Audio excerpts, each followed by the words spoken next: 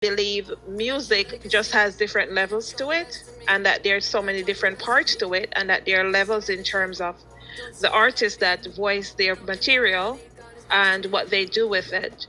What we don't want to do is, be stuck in one place and it's not evolving, because as the music Very, I evolves. love that message, Empress. Sorry to cut you because I love you. You dropped in like the titles of my works coming out. I have Evolution and I have actually shared Evolution album, but your response was very eloquent and very rich. And again, for my young artists and our fans and the artists outside that we all support. Yeah, it's a constant evolution. Again, that self. So thank you. Sorry to cut in. And I'm sorry I missed before. So I had to adjust the volume a little bit and kind of come closer to this phone. Yeah, I'm learning. I'm getting there, Empress. I probably should have a headset for you, and then I took you back and from the Instagram page. But I wanted my Instagram people to hear you as well. No, it's okay. It's okay. It's live on my page, so it's live on Instagram. But basically, what I'm saying is that music is an evolution, and that there are levels to it. So just like persons who started a year ago, and they're able to grow through consistency, or whoever it is that they're valuing their growth. That's one thing. But again, there are levels to the music, and as long as we don't get stuck in one place, um, by doing too much of something that is not going anywhere, then there's be a problem. But yeah, reggae is at an all-time high. I always tell persons, and not because I'm Jamaican, it's the number one genre. That's what it is for me, because it is everybody borrows from this genre to do exactly what they need to do as well. Yes. I've only just learned all these things, Rich. I took a long time to see the Bob Marley movie. I just saw it, even though I was actually the first person to host me in their home was the person who wrote Bob's movie, Neville Garrick. And also when I got in trouble, they wanted, not in trouble, but we went over to Trenchtown. They're very formal. You just can't go over there and film. A lot of these places you just can't even go film. It's in fact, the places that I went for my last video, like we cried at every spot. Every spot was just so intense. The history, the Jamaican history really made me, I just, the emotions, I felt it. I felt the history. I felt as close that I could feel, except being maybe born or having, a Jamaican. Well, I do have a Jamaican history, but not as recent. You know what I mean? I wasn't born there. But yeah, we all the world lives, and that vibration was powerful. And like I said, each community, had its own feeling, its own way of like even embracing, or they questioned me like, why are you here? And my team was like, well, listen. And the guy lived right in Trenchtown. Shout out Ross Andy. And he's like, oh, no, listen to the Empress. Listen to the Empress. So they first listened to my song, Roots and Culture, and then their eyes kind of lit up, and then they started inviting me in. They said, oh, come in. Now they say come in. But first it was like, you know what I mean? They didn't want to let you in. They said, oh, come back tomorrow. It's turning dark. And then they invited us in. And when we got in, I mentioned Neville Garrick's name. And they, wow, like they were so humble then. And they missed. I didn't know at the time Neville was sick. And then I got to perform here in November to do Bob Marley covers, which I don't even know. I just know him from like, just chanting him on the radio, but I never practiced to perform him, and that was overwhelming. And the same day, Neville Garrett passed. So I waited a while to see the movie. I'm appreciative of the lens that they put. I get why they put it out the way they did, how they did it, yeah, and the way they're going at it. Nobody gets to do covers, only Lauren and YG. And I respect that. Because they reach a level of, and Bob said a level of professionalism, really. And that's the ultimate thing, and respect for the genre. So I'm honored to do it. I'm honored now to be working with more and more serious reggae artists, because I wanted to play around the genres, but I considered myself going in like from the drum and the Nyabingi, and then about 15 years ago realizing, I was born a Ras. Yeah, and so that's why part of having the Ras on my name was important. I asked some of the Rastas, the elders, if it was okay. Especially as an American woman, like, am I allowed? Am I, whatever? I gotta get in trouble. And they took me through every step of the way, and they encouraged me to keep the name. They encouraged me to keep the name, when I went out, and they encouraged me to keep singing patois and keep, and emulating the culture. And there's a Roots culture that was Stevie and Basie said, we want you to sing, they can't on the live reggae. And I said, no, I want to sing it more in a positive way. And I heard Beverly Kelso getting upset that, nobody talks about her. So I'm so proud that not only did she in the song, I put in the intro as well. So shout out and love to Beverly Kelso, to Ebert, Lee Scratch Perry, yes, the people that, we got to know Bob because Bob transcended, that to the world. He still does. Some reason, but now I feel my job in reggae artists today is to help people understand that message was for I and I. The message was for everybody. The message is not exclusionary, and the message supports the universal declaration of human rights, simply and beautifully. We're going to jump to one of your celebration track, and when we come back, I just have a few more questions before I let you go. Okay? Thank you. Thank you. Bill Knox, we're listening to Celebration. Time to celebrate. I took the mask off. I never take that shot. It's my time now. Go feel my throat. Let's celebrate. Let's party today. It's gonna go my way. Let's celebrate. Celebration. It's alright. It's alright. Yeah. It's been a struggle all my life. I tell you, don't worry about a thing. I'm alright. I'm alright. I'm alright. Yeah, I'm alright. Let's celebrate. Let's party today. It's gonna go my way. Let's celebrate. Celebration. It's alright. It's alright. Yeah. Level up, level up. Level up, level up. Tell the difficult. Clean way is up. Come a little closer. Let's toast mimosa. Start the party up. Come fill my cup. Let's celebrate. Let's party today. It's gonna go my way. Let's celebrate. Celebration. It's alright. It's alright. Yeah. It's been a struggle all my life. Tell you, don't worry about it.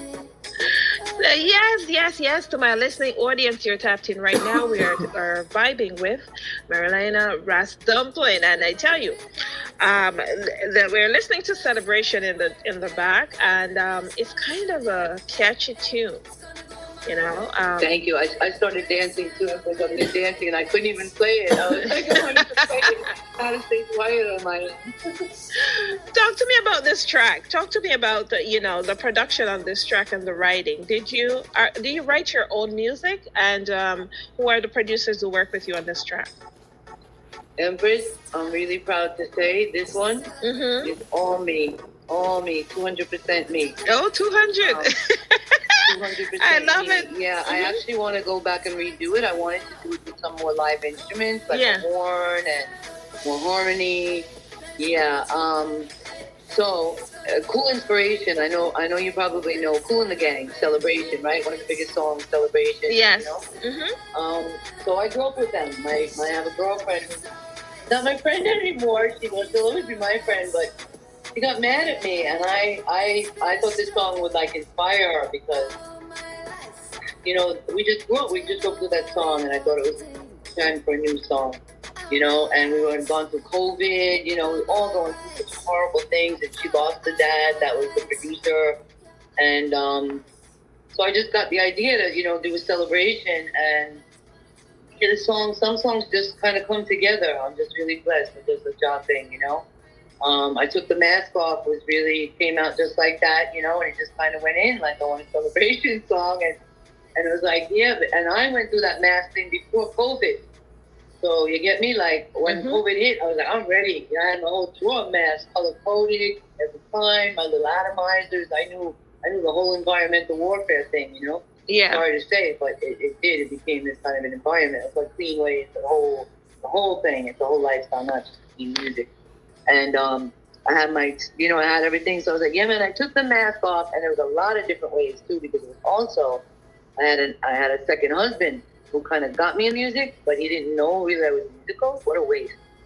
And so he was a mask, right? Because he was fake. So it had a big double meaning. I took the mask off, and then the rest was just history. And then the team, New Beginning Studio had just opened up at the time, Falco General. So like that was genuine love. Everybody was team through. Nobody got paid yet. Nobody, they maybe hate me and think I made a ton of money. I told them you got to get 1 million. You get 1 million views. I can tip people and I can. But it was a beautiful time. Some of the people in the video I just met, and I got the idea to do it in the video studio because we put the diamond in the penny. So I spent very little money. I've been very lucky to mostly get Jamaican rates, insider rates, and we produced. That's why I put out 300 works of music, But once we get to that 1 million, everybody will get rewarded. I can't wait. Can't wait for that. So yeah, celebration, and I've had a few record labels offer deals, and seems to be the one everybody's like, yo, this song could go everywhere, and it honestly makes me happy all. It's like I didn't even hear it just in the background now on the phone, and I was starting to dance for my, I feel the vibration. Yeah, I love the song. Meant to be just, get rid of the guilt, just have fun, Most of my music, and there's a little humor in it too, because you've been through so much. So I try to give a little humor, but I'm serious about the growth of my voice because I was a musician, not really a singer. And people tell me, "Oh, don't say that, don't say that." I'm going to be one of the greatest singers ever. I know that because I'm not trying to be a singer. Sounds weird, right? I just know how it should sound. I just go in the studio and I hear the words in a certain harmony, in a certain melody, and I just try to go there. It's kind of a beautiful thing, and I'm proud to do it in front of my fans and like even make mistakes.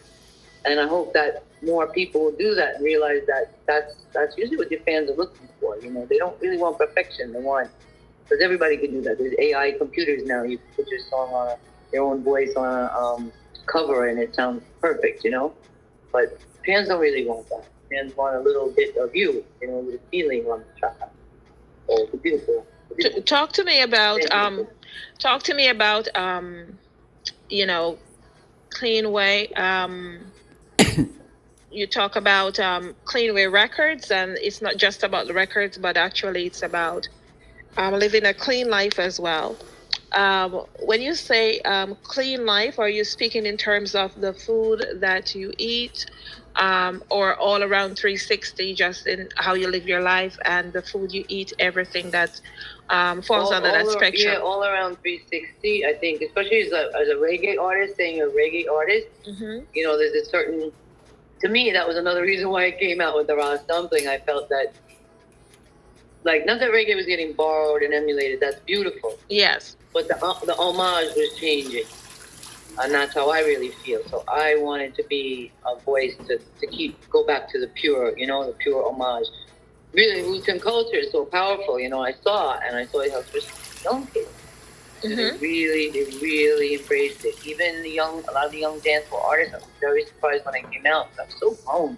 And my messages I knew were like serious, I didn't think they would love it. And at first I'm like, oh yeah, they just want to get on the label. But no, a lot of them really admired what I was doing, and try to, I saw them right away trying to go more clean, more healthy. So yeah, it's a whole package, it's a whole, to me, which I just learned. I just had, shout out to Yasser Safari, was on my show a few weeks ago.